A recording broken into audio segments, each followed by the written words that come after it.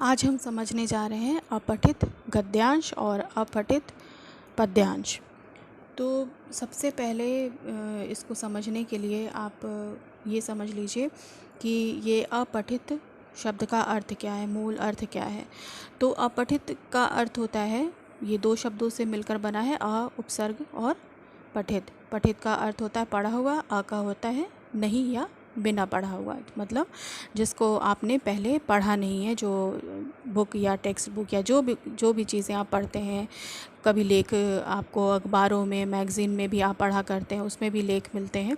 लेकिन ये अपठित पद्यांश और गद्यांश जो भी आपको परीक्षा में पूछे जाते हैं, तो ये एक ऐसे अंश होते हैं जो कि आपने इसको पहले कभी पढ़ा नहीं है। तो ऐसा गद्यांश और पद्यांश जिसको आपने नहीं पढ़ा है उसको हम अपठित गद्यांश और अपठित पद्यांश कहते हैं। तो अपठित गद्यांश और अपठित पद्यांश को पढ़ने की क्या विशेषताएं हैं, क्या इससे लाभ होता है, इसको भी हम समझ लेंगे। सबसे पहले आप ये ध्यान में रखिए कि जब भी आप, साधारण सी बात आप ध्यान में रखिए कि जब भी आप अपने पाठ्य पुस्तक से किसी पाठ को पढ़ते हैं तो आप देखते होंगे कि उसमें कोई ना कोई एक शीर्षक ज़रूर रहता है, कोई एक टॉपिक रहता है और उसके बाद वो कहानी होती है। तो आप ये ध्यान में रखिए कि जो भी उसका शीर्षक रहता है वह उसके इर्द गिर्द नज़र आता रहता है। तो ये सारी बातें जो है एक एक करके आपको बताई जाएंगी कि कैसे इस चीज़ का हमें चयन करना है शीर्षक का, और कैसे प्रश्न उत्तरों को हम ध्यान से समझेंगे। पहले हम इसकी विशेषताओं को समझ लेते हैं कि क्या इससे लाभ है। कि केवल यूं ही आ जाता है परीक्षा में और हमको पढ़ के उस लंबे चौड़े गद्यांश को और पद्यांश को, जिसको हमने पहले कभी नहीं पढ़ा। साधारणतः हम देखते हैं कि जब भी पद का, जो भी कविता का या काव्य का जो भी खंड होता है, कहानी किस्से तो हम पढ़ के समझ लेते हैं उसके अर्थ को, लेकिन कविता जो आ जाती है और काव्य के जो अंश आ जाते हैं तो उसको समझना बहुत ही मुश्किल होता है। उसमें जो अर्थ होते हैं, अनेकार्थी शब्द होते हैं और जो भी शब्द होते हैं उनका अर्थ समझना, उसमें से भाव निकालना, तो ये छात्रों के लिए, बच्चों के लिए थोड़ा कठिन होता है। तो अब ऐसी चीज़ों को पढ़ने से क्या लाभ है, तो ये भी हम देख लेते हैं। तो ये ध्यान में रखिए कि जब भी आप इस तरह की अपठित अंश को पढ़ते हैं तो इससे जो है आपकी जो समझने की जो क्षमता है उसका विकास होता है। ये एक ऐसी विधा है, एक ऐसी संरचना है जिसको आप जितना ज़्यादा पढ़ेंगे उतना ही ज़्यादा आपके जो समझने की क्षमता है उसका आप विकास कर पाएंगे। और पठित सामग्री के आधार पर प्रश्नों का उत्तर देना सरल हो सकेगा आपके लिए। जितनी दफ़ा आप पढ़ेंगे और जो भी उसमें प्रश्न पूछे जा रहे हैं आप उसका उत्तर दे सकेंगे। और ये भी है, जब भी आप अपठित बोध को पढ़ते हैं तो इसका, जब भी आप अपने व्यवहारिक जीवन में इसका उपयोग करते हैं तो इससे विद्यार्थियों की बौद्धिकता में वृद्धि के साथ साथ विषय को समझने और उसको ग्रहण करने की क्षमता का विकास होता है। और इससे आपकी भाषा की संरचना, व्याकरण और आलोचना पद्धति और शिल्प ज्ञान, इसके अतिरिक्त शब्दकोश में भी वृद्धि होती है। आप जैसे जैसे जैसे आप अपठित अंशों को पढ़ेंगे उसमें जो नए नए शब्दों को आप देखेंगे तो आपको एक मौका मिलेगा जिससे कि आप नए नए शब्दों को सीखने का आप ज्ञान प्राप्त कर सकेंगे। और जब भी आप बोलचाल की भाषा में उन शब्दों का प्रयोग करेंगे तो आपकी बोली, आपकी भाषा का जो तरीका है उसमें काफ़ी सुधार आएगा। तो ये फ़ायदा है कि आप जब भी इस तरह के अंशों को पढ़ते हैं तो इससे आपके शब्दकोश में भी वृद्धि होती है।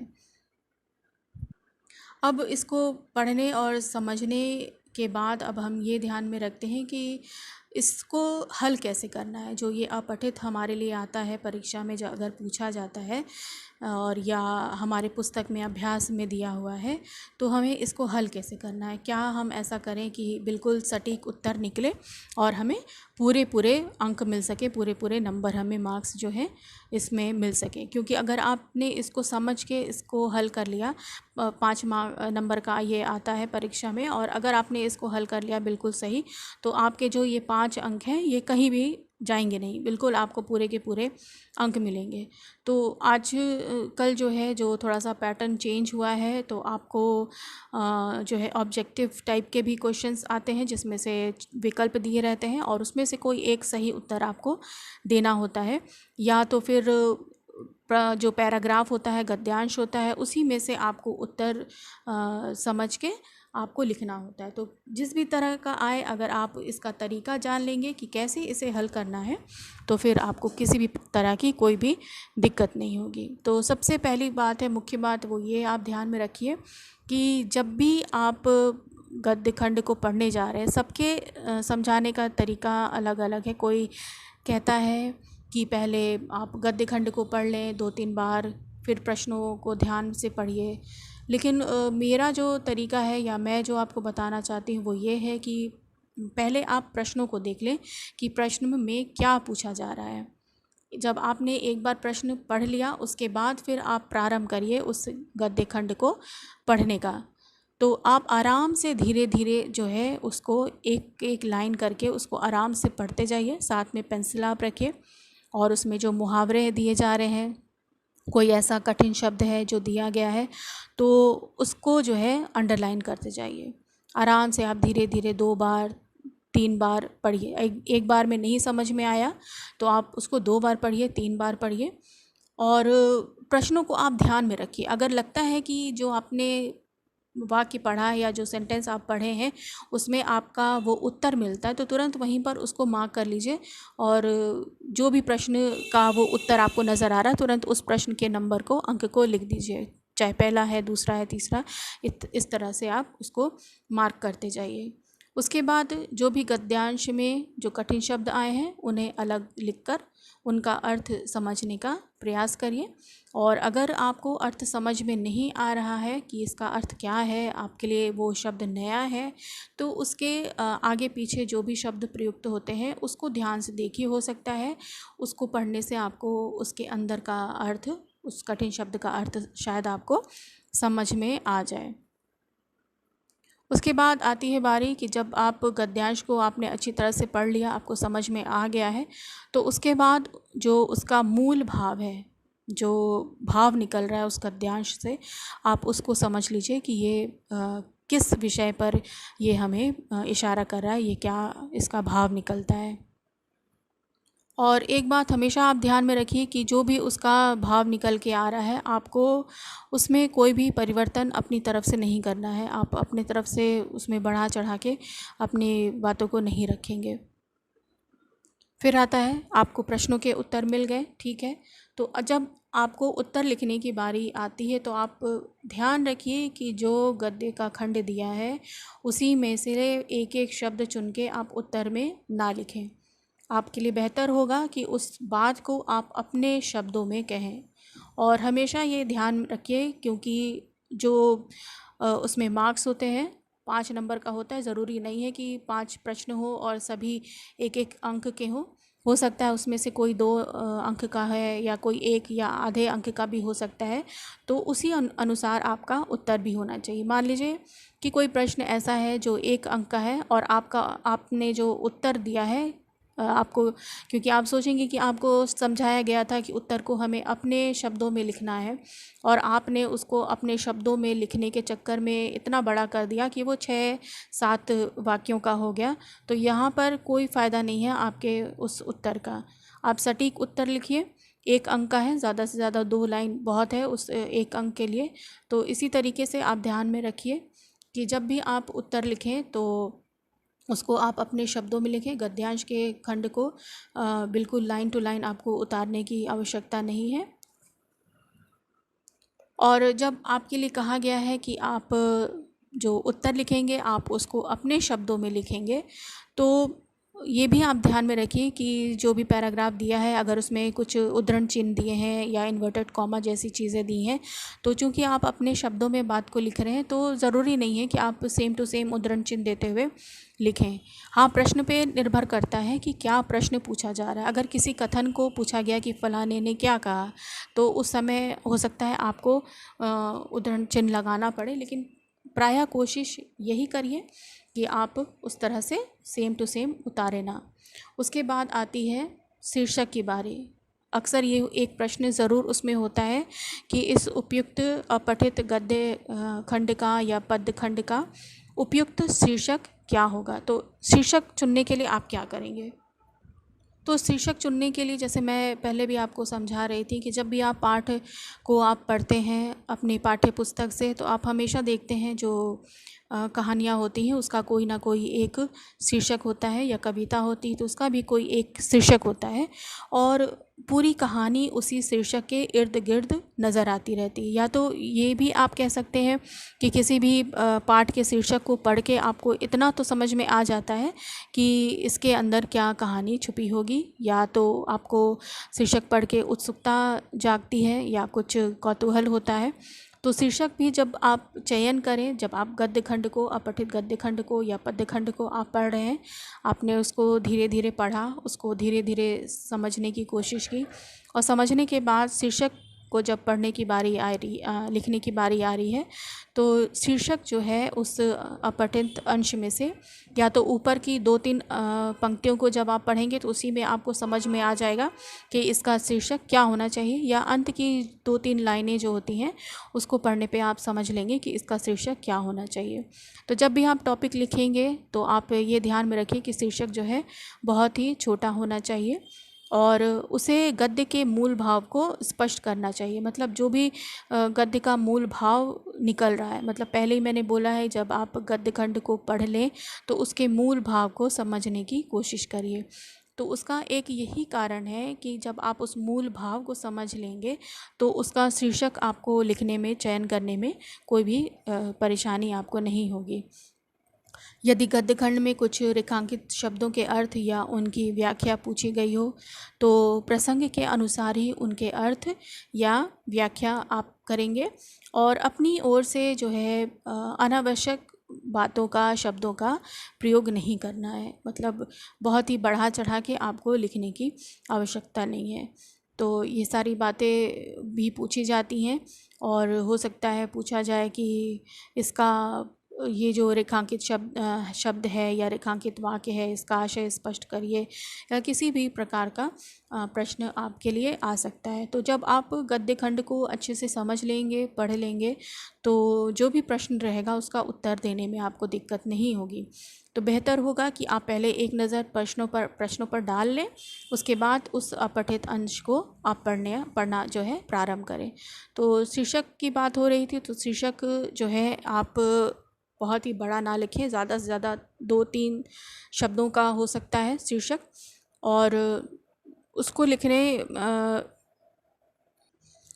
शीर्षक लिखने से पहले आप ये भी ध्यान में रख लीजिए, कभी कभी कुछ जो है परीक्षक जो है वो पूछते हैं कि ये 2-3 शीर्षक दे दिए रहेंगे और कहेंगे कि आप इसमें से कौन सा उपयुक्त शीर्षक समझते हैं। तो ऐसा भी हो सकता है कि इस तरह का भी प्रश्न हो, तो जो आपको सटीक लगे वो शीर्षक आप उसमें से चुन के उसमें अपने उत्तर में लिख सकते हैं। तो इस तरह से जब भी आपको प्रश्न पूछे जाएंगे अपठित अंश में से, तो इन सारी बातों को जब आप ध्यान में रखेंगे तो आप बिल्कुल सटीक उत्तर चयन कर सकेंगे, और आपके जो अंक हैं वो कहीं नहीं जाएंगे। पूरे के पूरे आपको 5 नंबर के हैं या 4 नंबर के या 6 नंबर के, जितने भी मार्क्स उसमें निर्धारित किए गए होंगे वो पूरे अंक जो हैं आपको मिलेंगे।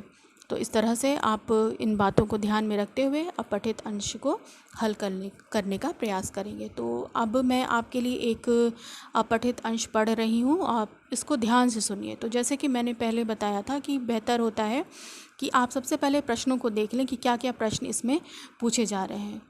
ये समझ लीजिए इस तरह से है कि जैसे आप मान लीजिए किसी होटल में आप गए हैं, तो इसके पहले कि आप बोलें कि मुझे ये डिश चाहिए, और पता चला वेटर ने कहा कि नहीं भाई यहाँ पे ये सारी चीज़ें नहीं हैं, तो बेहतर होता है मेन्यू कार्ड हम देखते हैं, उसमें से चूज़ करते हैं कि क्या क्या इनके पास है और फिर हम ऑर्डर देते हैं। तो वो भी मेरे ख्याल से इसी तरह का है कि जब भी आप प्रश्नों का चयन कर रहे हैं, प्रश्नों को जब आप पढ़ते हैं तो आपके ध्यान में रहेगा कि आपको किन प्रश्नों का उत्तर देना है, और जब उस अपठित अंश को आप पढ़ेंगे तो आप उस उत्तर को चुनने में आपको समय नहीं लगेगा और ये काम आप जल्दी से जल्दी करेंगे। क्योंकि मुख्यतः होता क्या है, ये जो अंश आता है देखने में तो लगता है कि बड़ा आसान है, अरे सारे उत्तर तो हमको उसी में मिल जाएंगे, देख के बस उत्तर ही तो लिखना होता है। लेकिन जब समझने की बारी आती है तो कभी कभी जो ये अपठित अंश होते हैं बिल्कुल सर के ऊपर से चले जाएंगे। क्योंकि होता क्या है, बच्चे एक तो परीक्षा में जब बैठते हैं तो एक तो उनको घबराहट रहती है एग्ज़ाम की, पेपर की, क्या पूछा गया हो, और इतने बड़े अंश को वो जब वो पढ़ते हैं तो नज़र तो उनकी उस गद्य खंड पे रहती है, लेकिन होता क्या है कि वो दिमाग तक जाती नहीं है। तो आराम से इसको पढ़ना है आपको समय भी चाहिए कि बाकी जो प्रश्न दिए गए हैं उसको भी आपको हल करना है, कहीं ये भी ना छूट जाए, कहीं वो भी ना छूट जाए। तो आप कोशिश यही करिए कि जिसमें आपको लगता है कि इसमें मुझे पूरे अंक मिलेंगे, बिल्कुल आपको आत्मविश्वास है उस प्रश्न पर, तो सबसे पहले उन प्रश्नों को आप हल करने का प्रयास करिए। तो बात हो रही है अपठित अंश की, तो प्रश्न मैंने बोला है कि आप पहले प्रश्नों पर नज़र डालें। तो इसमें जो है, मैंने आपको चयन करके जो मैं आपको बता रही हूँ, इसमें वैकल्पिक प्रश्न दिए हैं, इसमें ऑप्शंस भी दिए हैं।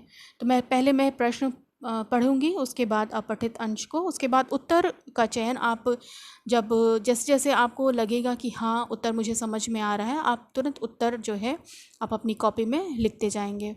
तो बेहतर होगा बच्चों कि आप जो प्रश्न पढ़ा जा रहा है, जो मैं पढ़ रही हूँ, आप उसको कहीं नोट कर लीजिए कि जिससे आपको ये लगे कि समझ में आ रहा है आपको उत्तर। ठीक है, तो पहला प्रश्न होगा, देश का विकास संभव होगा। इसके लिए विकल्प दिए हैं 4। अंधविश्वास का अर्थ है, ये अगला प्रश्न है। तीसरा प्रश्न है, शासक होना चाहिए। उसके बाद चौथा प्रश्न है, अच्छी खेती के लिए ज़रूरी है। पांचवा, चालाक लोग लाभ उठाते हैं। ठीक है, तो ये हैं 5 प्रश्न। तो अब अपठित अंश में पढ़ती हूँ। समाज का पूरा विकास तब तक नहीं हो सकता जब तक हमारे देश का एक एक व्यक्ति शिक्षित नहीं हो जाता। शिक्षित किसान अच्छी खेती करने के साथ साथ गाँवों के विकास में भी अपना योगदान दे सकते हैं। शिक्षित महिलाएं अपने परिवार और समाज का भला कर सकती हैं। साक्षरता के अभाव में हमारे देश के किसान तथा मजदूर सदियों से अज्ञान और अंधविश्वास में डूबे हुए हैं। लोकतंत्र में प्रजा ही शासक होती है। यदि राजा ही अनगढ़ और गंवार हो तो वह देश की बागडोर कैसे संभाल सकता है। भारत को गांवों का देश कहा जाता है। हमारे देश में अधिकतर लोग गांवों में रहते हैं। इनमें किसानों और मजदूरों की संख्या सबसे अधिक है। अनपढ़ लोगों की सबसे अधिक संख्या भी इन्हीं की है। सबसे ज़्यादा शोषण अनपढ़ व्यक्तियों का ही होता है। चालाक व्यापारी, नेता और सरकारी अधिकारी सभी इनकी लाचारी का लाभ उठाते हैं। यदि देश के ये अनपढ़ लिखना पढ़ना सीख जाएं तो जागरूक हो सकते हैं। वे अपना अच्छा बुरा सोच सकते हैं। वे व्यापारियों, नेताओं और अधिकारियों के चंगुल में फंसने से बच सकते हैं। तो ये है आपके लिए वो अपठित अंश। अब मैंने जैसे आपको बोला था, आपको एक बार में ना समझ में आए 2 बार पढ़िए, 3 बार पढ़िए, लेकिन मैं आपको यहाँ पर 2 बार 3 बार पढ़ के मैं बता तो सकती हूँ, लेकिन इससे क्या होगा, ये जो एक्सप्लेनेशन हो रहा है ये बहुत लंबा हो जाएगा और आप कहेंगे कि क्या मुझे यहाँ पे समझाया जा रहा है। तो अगर आपको समझ में आ गया एक बार में ठीक है, नहीं समझ में आया तो भी कोई बात नहीं, तो भी आप उसको फिर से रिवर्स करके आप फिर से दोबारा सुन लीजिएगा प्लीज़, क्योंकि यहाँ पे ज़्यादा 2 बार 3 बार पढ़ने से ज़्यादा बड़ा हो जाएगा, इसलिए मैं नहीं बता रही हूँ। तो जैसा कि आपको प्रश्न पूछा गया था, मैंने पहले प्रश्न बोला था, अब मैं विकल्प के साथ बता रही हूँ, आप खुद उत्तर बताएंगे, उसके बाद मैं बताऊँगी कि क्या सही उत्तर था। तो जो इसका पहला प्रश्न था वो है, देश का विकास संभव होगा। तो विकल्प इसमें 4 दिए हैं। पहला है, जब सभी खेती करें। दूसरा, जब सभी शिक्षित हों। तीसरा, जब सभी ईमानदार हों। चौथा, जब सभी को सही की पहचान हो। तो इसका जो सटीक उत्तर है वो मैं अंत में बताऊंगी। दूसरा प्रश्न मैंने बोला है, अंधविश्वास का अर्थ है, पहला, विश्वास नहीं करना। दूसरा, सोच समझकर विश्वास करना। तीसरा, बिना सोचे समझे विश्वास करना। चौथा, अंधों का विश्वास करना। तीसरा प्रश्न है, शासक होना चाहिए। पहला, शिक्षित। दूसरा, निडर। तीसरा, परिश्रमी। चौथा, परोपकारी। चौथा प्रश्न है, अच्छी खेती के लिए ज़रूरी है उपजाऊ ज़मीन, खाद उर्वरक, शिक्षित होना, ज़्यादा बीज होना। पांचवा है, चालाक लोग लाभ उठाते हैं। पहला विकल्प है निर्धनता का, दूसरा अनुभवहीनता का, तीसरा मूर्खता एवं सीधेपन का, चौथा लोगों के अशिक्षित होने का। तो अगर आपको उत्तर आ गया है तो आप लिखे होंगे। और वैसे मैं आपको बता रही हूँ कि क्या उत्तर होगा। पहला जो प्रश्न था, देश का विकास संभव होगा, इसका उत्तर है दूसरा, जब सभी शिक्षित हों। दूसरा प्रश्न था, अंधविश्वास का अर्थ है, तो इसका उत्तर है तीसरा, बिना सोचे समझे विश्वास करना।